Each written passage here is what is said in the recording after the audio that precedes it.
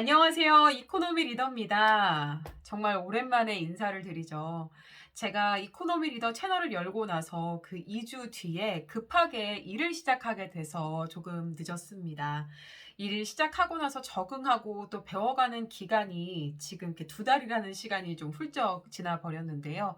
이젠 다시 정상적으로 여러분들께 도움되는 경제 뉴스 많이 알려드릴 테니까요. 채널 끝까지 봐주시면 감사하겠습니다.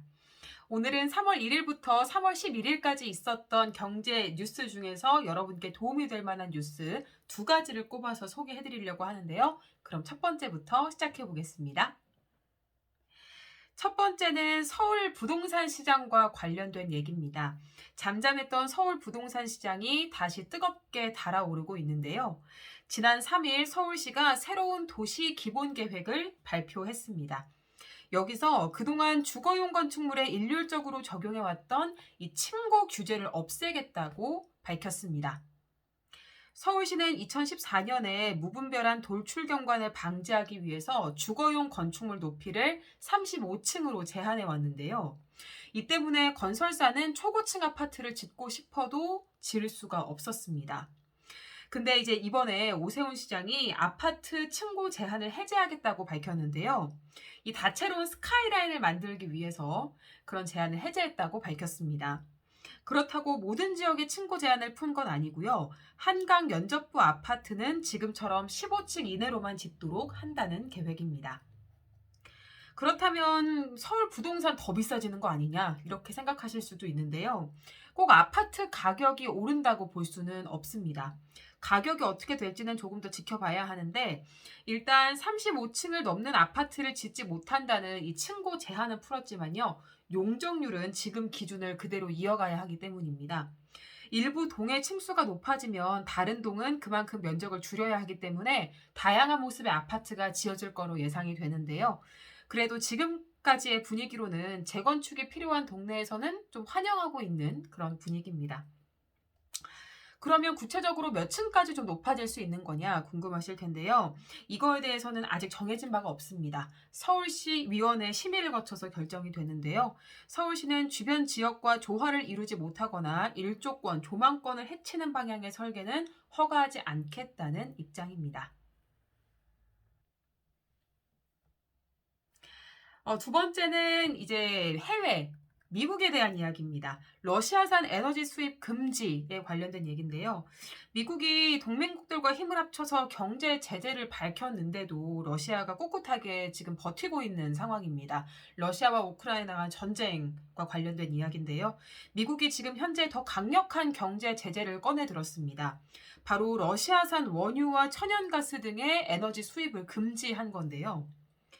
이 우리가 산유국이라고 하면 사우디아라비아를 보통 떠올릴 텐데요. 러시아도 중동 못지않게 에너지 자원이 풍부한 나라입니다. 러시아가 전 세계에 공급하고 있는 원유만 하루에 700만 배럴로 전체 공급량의 약 7%입니다. 그만큼 에너지 자원을 팔아 많은 돈을 버는데요. 국내 총생산의 20%가 넘는 상황입니다. 미국은 에너지 수입을 막아서 러시아의 전쟁 자금으로 쓰이는 돈줄을 확 막겠다는 거죠. 미국은 영향이 없나? 그러면 이렇게 생각하실 수도 있는데요. 미국이 수입하는 원유 중에 러시아산 비중은 약 3%에 불과하고요. 석유 제품까지 포함을 해야 8% 정도거든요. 수입하고 있는 천연가스는 거의 없습니다. 당장 에너지 자원 수입을 막으면서 유가가 오르는 등 이 피해가 있을 수는 있겠지만 생각보다 큰 영향이 있는 건 아니라고 합니다. 바이든 미국 대통령도 자유를 지키기 위해 비용을 감내할 것이라고 밝혔는데요. 피해를 줄이기 위해 사이가 좋지 않았던 베네수엘라와도 현재 이야기를 시작했습니다. 동맹국들의 입장은 둘로 나뉘는 듯 보입니다. 첫 번째, 조금 힘들다라고 하는 동맹국들. 이 유럽연합은 미국과 조금 다른 입장입니다. 러시아 에너지 자원 의존도가 높기 때문인데요. 국가들마다 조금씩 편차가 있지만 평균적으로 석유는 27%, 천연가스는 41%가량을 러시아에서 수입하고 있습니다. 갑자기 러시아산 에너지를 확 줄이겠다고 하니까 정상적인 생활이 좀 안 된다 이렇게 이야기를 하는데요. 그래도 러시아산 가스 의존도를 줄여보겠다고 이야기하고 있는 상황입니다. "조금만 기다려줘." 라고 이야기하는 데도 있는데요. 영국은 올해 말까지 단계적으로 러시아산 석유 수입을 중단하겠다고 밝혔습니다. 미국, 걸프만 국가들과 협력해서 방안을 찾아본다고 하고요. 그렇다면 '우리도 참여를 해야 하나?' 이렇게 생각하실 수 있는데 아직 별다른 움직임은 없지만 우리나라나 일본 등 미국과 긴밀한 관계를 맺고 있는 나라도 동참하라는 미국의 압박이 나올 수도 있는 상황입니다. 그렇다면 중국은 어떨까요?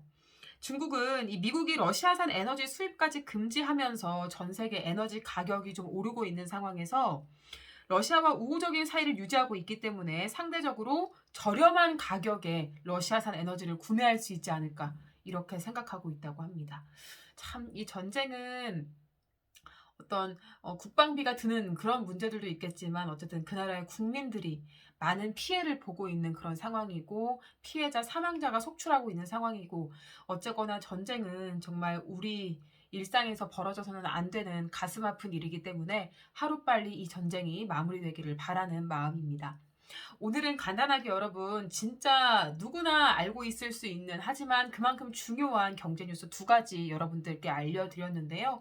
앞으로도 제가 이렇게 쉬운 방법으로 여러분께 도움되는 경제 뉴스 많이 알려드리겠습니다. 오늘도 시청해주셔서 감사드립니다. 구독과 좋아요 부탁드릴게요. 고맙습니다. 안녕.